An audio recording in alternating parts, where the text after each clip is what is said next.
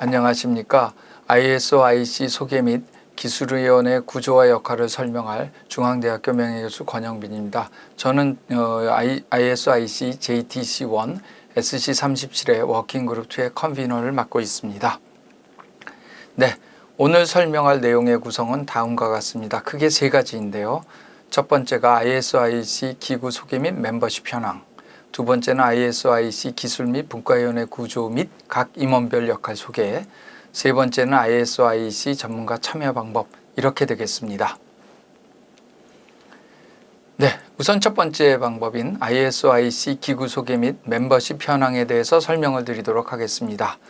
자, 지금은 우리가 국제표준 전쟁의 시대라고 이야기를 합니다. 왜 그러냐 하면은 국제표준이 그만큼 중요하기 때문이죠. 국제표준이 왜 중요하게 됐는지를 설명하자면 국제표준의 강화를 해준 WTO에 감사를 드려야 됩니다. WTO는 1995년에 우루과이 라운드라고 시작된 내용을 모든 회원국이 서명을 함으로써 발효가 되었는데요.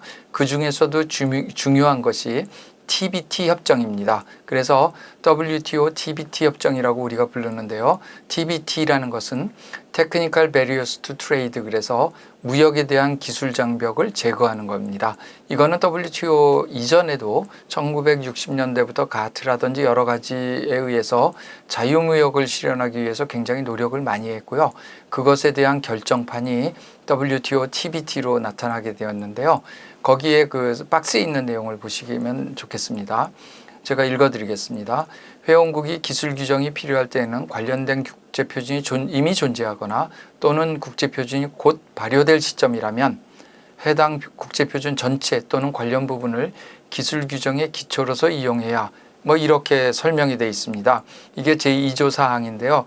이것은 무엇인가 하면은 국제표준을 갖다가 존재한다면 그것을 가지고 그 국제표준에 맞춰서 사용을 해야지 다른 것을 만들어서 기술 장벽을 하는 것은 회원국에 허용이 안 된다라는 얘기입니다.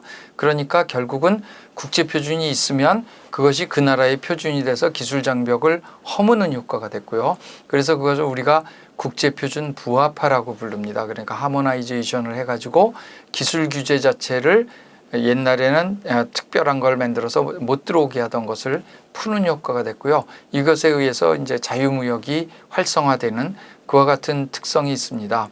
그래서 우리가 기술표준과 적합성이라는 이 두 가지 명제가 표준에선 제일 중요한데요.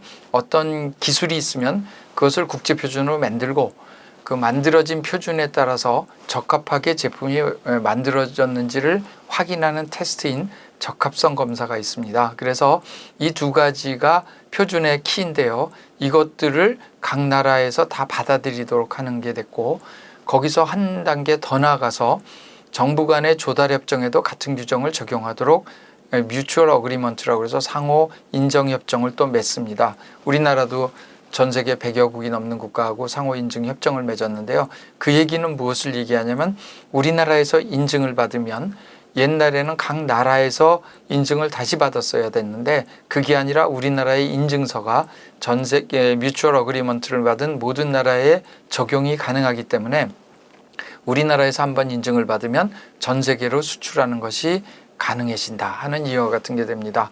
그러다 보니까 모든 나라가 세계 시장의 선점을 위해 하려면 국제표준이 되어야 된다는 것이 되고요. 누구의 어떤 기술이 국제표준이 될 것인가, 이것이 초미의 관심사가 됐고요. 수출 중심의 한국에는 표준이 더욱 중요한 사실이 됐기 때문에 우리가 국제표준이라는 것이 얼마나 중요한 것인가를 설명드리는 그런 예가 되겠습니다. 그래서 국제표준의 전쟁의 시대에서 우리가 시장을 선점할 수 있는 표준들을 많이 만들어야 된다는 것이 표준화를 해야 되는 제일 중요한 사항이다. 이렇게 결론을 말씀드릴 수가 있겠습니다. 네, 이번에는 그 국제표준화 기구를 설명해 드리도록 하겠습니다. 우리가 제목은 국제표준화 기구인데요. 이름이 국제표준화 기구인 곳이 있습니다. 그러니까 ISO라고 부르는데요. 이거는 이제 영어로 표현하면 International Organization for Standardization. 그러니까 영어로 쓴다 그러면 IOS가 돼야죠. 그런데 다 ISO라고 부르는데 그 이유는 뭐냐면 그 그리스어의 아이소스라는 단어에서 나왔습니다. 아이소스라는 것은 동등하다라는 의미를 갖는 동사인데요. 그러니까 여기에서 벌써 알 수 있는 것이 뭐냐면은 이 ISO라는 기구는 모든 나라가 동등한 권리를 갖는다라는 것을 의미한다는 것을 여러분이 여기서 아시면 되겠습니다. 1947년에 설립이 됐고요. 이거는 NGO입니다. 그러니까 정부기구가 아니고요. 그 다음에 IT를 포함한 전 분야의 표준화를 담당하는 기구가 국제표준화기구입니다. 그리고 아까 동등하다는 이야기를 드렸는데요. 1개국 1회원제, 그러니까 한 나라는 한 표를 행사할 수 있다는 면에서 동등하다 이렇게 말씀드리고요. 제가 녹화를 하는 이 시점에 전 세계 165개국이 회원으로 참여를 하고 있습니다. 그중에서 투표권을 가진 정회원이 124개국, 준회원이 37개국, 그 다음에 구독회원이라고 이제 ISO가 도와주는 그런 회원이 4개국 이렇게 존재하고 있고요. 그 다음에 이제 여기 참여하는 기관은 내셔널 바디 멤버 바디라고 이렇게 부릅니다. 그리고 현재 24,049개의 국제표준을 제정해서 굉장히 많은 국제표준을 제정했고요. 홈페이지는 거기 나와 있으니까 보시면 되겠습니다. 그 다음에 이제 국제전기기술위원회라는 게 있는데요. 이거는 IEC라고 부릅니다. 그래서 International Electrotechnical Commission이라고 부르고요. 여기는 ISO보다 훨씬 먼저 1906년도에 만들어진 NGO고요. 전기 분야 중심으로 해서 이제 전자 분야로도 확대해 나가는 거고 1국 1회원제는 똑같습니다. 그리고 현재 88개국이 참여를 하고 있고 정회원이 약 62개국, 준회원이 26개국이 되겠습니다. 여기는 내셔널 바디라고 부르지 않고 내셔널 커미티라고 부르고요. 1만여 개 이상의 국제표준을 제정했습니다. 정확한 숫자는 IEC도 정확히 카운트가 안 되기 때문에 그렇게 얘기했고요. IEC의 홈페이지 주소는 그 밑에 나와 있습니다. 그래서 제가 여기서 이제 한 가지 설명드리고자 하는 것은 ISO하고 IEC는 NGO입니다. 그래서 NGO라는 것은 이제 비정부 기구다 보니까 힘이 없지요. 그랬을 때 1국 1회원제를 하도록 하는 거에서 제일 중요한 요소가 어떤 거였냐면 그 나라에서 표준을 제정하고 보급하는 기구를 갖다가 회원으로 받아들였습니다.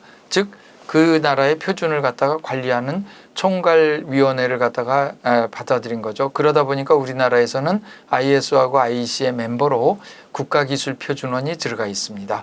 국가기술표준원은 우리가 산업표준화법에 의해서 한국의 그 표준을 제정하고 보급하는 국가기관이죠. 그러다 보니까 NGO가 가버먼트에 있는 부서를 회원으로 받아들임으로 인해서 NGO가 갖는 한계를 풀어내도록 노력을 했다. 이렇게 하시면 되겠습니다. 그리고 마지막에는 국제전기통신연합 ITU라는 곳이 있는데요. International Telecommunication Union. 여기는 주로 통신, 교환기라든지 그 기지국, 그 다음에 핸드폰 뭐 이런 거 관련되는 거에 표준을 만드는 것인데요. 통신 분야를 전문으로 하고 있고 여기는 나머지 두 기관과는 다르게 UN 산하기구가 돼 있고요. 그 다음에 그 웹페이지 주소는 거기에 나와 있습니다. 그래서 여러분들이 잘 재밌게 보시면은 세 기구가 마지막에 붙는 뭐라고 할까요? 첨자가 다릅니다. ISO는 오르그라는 걸 쓰고 있고요. 그 다음에 국제전기기술위원회는 스위스인 CH를 쓰고 있고요. ITU는 국제라는 뜻의 인트를 쓰고 있습니다. 그러니까 그 세 개가 같은 오르그를 쓰는 게 아니기 때문에 그걸 좀 잘 알아두셔서 구별해서 주셨으면 좋겠고요. 우리가 ISO, IEC, ITU 이 세 개를 3대 표준화 기구라고 부르고 있습니다. 네, 이번에는 ISO의 스트럭처와 IEC의 스트럭처에 대해서 설명을 드리겠습니다. ISO는 제일 중요한 의사결정은 총회, 제너럴 어셈블리에서 하고 있고요. 그 다음에 그런 것을 서포트하는 중요 결정기구로는 이사회, 카운슬이 있습니다. 그 카운슬의 일을 하는 걸 돕기 위해서 중앙사무국, 센트럴 시크리타리아 CS라는 것이 존재를 하고요. 그 다음에 표준화는 TMB, 저기 제가 기술관리국이라고 써드렸죠. 테크니컬 매니지먼트 보드에서 관장을 하고 있고요. TMB 밑에는 각종 TC, 기술위원회, 테크니컬 커미티들이 존재하고 있고, 그 다음에 좌측에 있는 여러 가지의 그것들은 이제 각종 위원회로서 이사회와 긴밀히 협조하면서 각종 자문이라든지 그런 것을 수행하고 있는 기구가 되겠습니다. 이것을 TMB를 중심으로 해서 다시 한번 그림을 그려서 보여드리도록 하겠습니다. 네, 여기에 지금 그림에 보시면은 ISO/CS라는 게 중앙사무국이고요. 중앙사무국들이 이제 각종 위원회들하고 연락을 하면서 진행을 하는데, 물론 TMB가 CS 안에 있기 때문에 그렇습니다. 그랬을 때 그림을 보면 TC, SC, WG의 3단 구조로 되어 있습니다. 원 크기가 다르고요. TC라는 것은 테크니컬 커미티의 약자고, SC는 서브 커미티, WG는 워킹 그룹의 약자인데 우리나라 이름으로는 기술위원회, 전문위원회, 작업반 이렇게 부르고요. 이 3단 구조를 통해서 각종 겹치지 않는 것들을 조정해 가면서 나가고 있고요. 그 TC나 SC는 1개국 1표, 그 다음에 워킹 그룹은 최근에 바뀌었습니다만 전문가 1인당 1표로 바뀌었습니다. 왜 그러면 전문가가 많이 참여해서 표준을 만드는 것이 중요하기 때문에 그렇고요. 그 다음에 원의 크기가 다른 이유는 하나의 TC는 여러 개의 SC를 둘 수 있고요. 하나의 SC는 다시 여러 개의 워킹 그룹을 둘 수 있기 때문에 그렇습니다. 마치 우리가 기계공학이 있고 그 밑에 뭐 유체역학, 고체역학이 있고요. 다시 유체역학 안에서는 뭐 여러 가지 유체로 나눠지는 것처럼 그 전문화된 것으로 하고, 워킹 그룹에서는 실제 전문적인 전문가들이 모여서 일을 하고요. 그것을 SC에서 겹치지 않는지 확인하고 SC들끼리 또 겹치는 게 있는지 TC에서 확인하는 그런 3단 구조로 되어 있고요. 이 TC는 생기는 순서대로 번호를 매기고, SC나 워킹 그룹도 마찬가지입니다. 지금은 약 336번까지 존재하고요. TC가 역할을 다했다고 생각하면은 TMB의 총회를 통해서 결의를 하고 TMB에 보고를 해서 TMB의 승인에 따라서 해체되는 수준을 밟고 있습니다. 네. 그 다음에 이제 그 멤버십에 대해서 설명드리는데요. 이게 이제 정회원, 준회원, 구독회원 이렇게 세 개로 되어 있고요. IC는 그 가로 위에 써드린 것처럼 정회원과 준회원 두 종류로 구별하고 있습니다. 그래서 이 세 개의 차이는 뭐냐라고 했을 때 대부분 다 비슷한데, 투표권이 있느냐 없느냐가 정회원과 준회원의 구별이 되는 상황이 되겠습니다. 내가 표준을 만들 때 투표권이 없다면 우리나라에서 제안한 표준이 국제표준까지 가기가 어렵겠지요. 그래서 우리나라는 대부분의 경우 정회원으로 활동을 하고 있습니다. 네, IC의 스트럭처를 간단하게 말씀드리겠습니다. 이사회가 있고요. 그 다음에 관리자문위원회가 있고 중앙사무국에 있는 거는 거의 다 비슷합니다. 그 다음에 표준을 하기 위해서 TMB 대신에 여기는 SMB라고 부르는 스탠다이제이션 매니지먼트 보드가 있고요. 그 SMB 밑에 이제 그 여러 가지의 TC들이 존재하고 있고요. 그 다음에 여기도 마찬가지로 이사회, 집행위원회, 마케팅 전략국, 적합성 관리국 등이 모든 것을 관장하는 그런 형태로 되어 있습니다. 네, IC의 구조에서 보면은 내셔널 커미티를 이용해서 대표단 활동을 하는데, 그것들이 이제 SMB의 승인을 받아서 만들어지고 해체되는 건 TMB랑 똑같고요.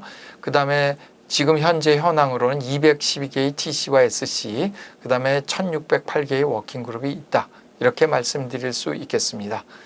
이것으로서 IC의 스트럭처에 대한 설명을 마치도록 하겠습니다.